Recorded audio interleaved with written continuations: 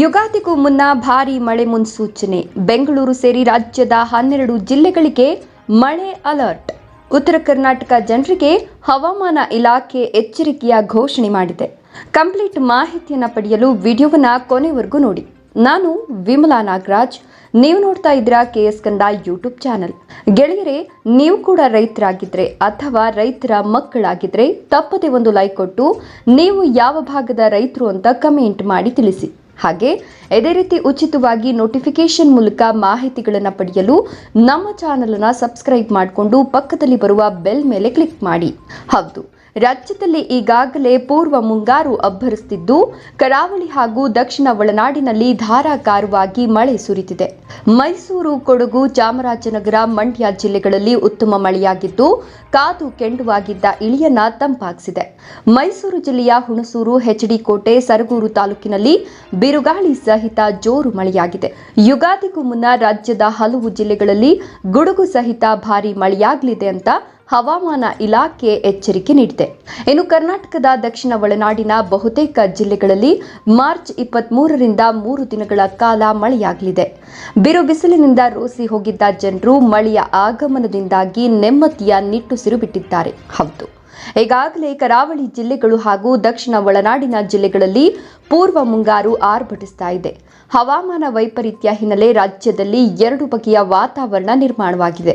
ಒಂದು ಕಡೆ ಕರಾವಳಿ ಹಾಗೂ ದಕ್ಷಿಣ ಒಳನಾಡಿನಲ್ಲಿ ಮಳೆ ಬೀಳುತ್ತಿದ್ರೆ ಉತ್ತರ ಕರ್ನಾಟಕ ಭಾಗದಲ್ಲಿ ಬಿಸಿಲಿನ ಅಬ್ಬರ ತೀವ್ರಗೊಂಡಿದೆ. IMD ಸೂಚನೆ ಪ್ರಕಾರ ಬೆಂಗಳೂರು ಸೇರಿ ಕರ್ನಾಟಕದ 12 ಜಿಲ್ಲೆಗಳಲ್ಲಿ ಮಾರ್ಚ್ 23ರಿಂದ ಭರ್ಜರಿ ಮಳೆಯಾಗಲಿದೆ. ಒಂದು ವಾರದ ಹಿಂದಷ್ಟೇ ಬೆಂಗಳೂರಿನ ಕೆಲವೆಡೆ ಮಳೆಯಾಗಿತ್ತು. ಅದಾದ ಬಳಿಕ ಗರಿಷ್ಠ ತಾಪಮಾನದಲ್ಲಿ ಭಾರಿ ಏರಿಕೆ ಕಂಡುಬಂದಿದೆ. ಇನ್ನು ಈಗಾಗಲೇ ಮೈಸೂರು ಸುತ್ತಮುತ್ತಲಿನ ಪ್ರದೇಶಗಳಲ್ಲಿ ಆಗಾಗ ಮಳೆಯಾಗ್ತಿದೆ.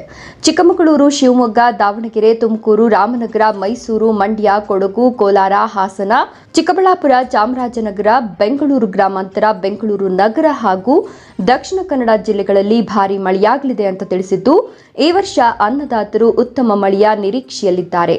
ಮುಂದಿನ 5 ದಿನಗಳ ನಂತರ ರಾಜ್ಯದ ವಿವಿಧ ಭಾಗಗಳಲ್ಲಿ ಉತ್ತಮ ಮಳೆಯಾಗಲಿದ್ದು ಉಡುಪಿ, ಉತ್ತರ ಕನ್ನಡ, ಬಾಗಲಕೋಟೆ, ಬೆಳಗಾವಿ, ಬೀದರ್, ಧಾರವಾಡ, ಗದಗ, ಹಾವೇರಿ, ಕಲಬುರಗಿ, ಕೊಪ್ಪಳ, ರಾಯಚೂರು, ವಿಜಯಪುರ, ಯಾದಗಿರಿ, ವಿಜಯನಗರ ಜಿಲ್ಲೆಗಳಲ್ಲಿ ಒಣಹವೆ ಮುಂದುವರಿಯಲಿದೆ. ಕರಾವಳಿ, ಮಲೆನಾಡು ಮತ್ತು ದಕ್ಷಿಣ ಒಳನಾಡು ಜಿಲ್ಲೆಗಳಲ್ಲಿ ಇಂದು ಮತ್ತು ನಾಳೆ ಗುಡುಗು ಮಿಂಚು ಮತ್ತು ಬಿರುಗಾಳಿ ಸಹಿತ ಮಳೆಯಾಗಲಿದ್ದು ಗಾಳಿಯ ವೇಗ ಗಂಟೆಗೆ 30ರಿಂದ 40 ಕಿಲೋಮೀಟರ್ ತಲುಪುವ ಸಾಧ್ಯತೆ ಇದೆ ಅಂತ IMD ಸೂಚಿಸಿದೆ.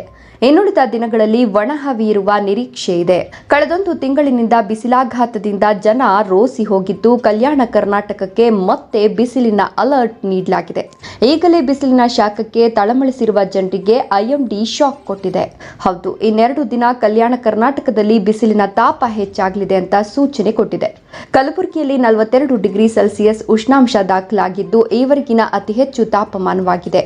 ಇನ್ನೆರಡು ದಿನ ಕೇವಲ ಬಿಸಿಲು ಮಾತ್ರವಲ್ಲದೆ ಬಿರುಗಾಳಿಯೂ ಹೆಚ್ಚು ಬೀಸಲಿದೆ. ಕಲಬುರಗಿ ಜಿಲ್ಲೆಯಲ್ಲಿ 41.2 ಡಿಗ್ರಿ ಸೆಲ್ಸಿಯಸ್ ಉಷ್ಣಾಂಶ ದಾಖಲಾಗಿದೆ.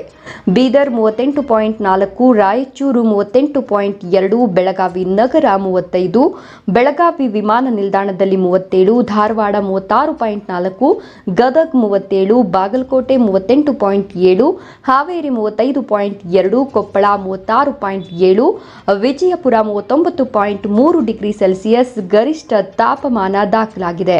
ಒಟ್ನಲ್ಲಿ ಈ ವರ್ಷ ಅವಧಿಗೂ ಮುನ್ನವೇ ರಾಜ್ಯಕ್ಕೆ ಮುಂಗಾರು ಮಳೆ ಪ್ರವೇಶ ನೀಡಿದ್ದು ಉತ್ತಮ ಮಳೆಯಾಗುವ ನಿರೀಕ್ಷೆಯಲ್ಲಿ ರೈತರಿದ್ದಾರೆ. ಮಾರ್ಚ್ 23ರ ಬಳಿಕ ಗುಡುಗು ಸಹಿತ ಭಾರೀ ಮಳೆಯಾಗುವ ಸಂಭವ ಇದೆ ಅಂತ ಇಲಾಖೆ ಸೂಚನೆ ನೀಡಿದೆ. ಕರಾವಳಿ ಭಾಗದಲ್ಲಿ ಬಿಸಿಲಿನ ತಾಪ ಕಡಿಮೆಯಾಗಲಿದ್ದು ಉತ್ತರ ಕರ್ನಾಟಕದ ಭಾಗದಲ್ಲಿ ಬಿಸಿಲಿನ ತಾಪ ಮುಂದುವರಿಯಲಿದೆ.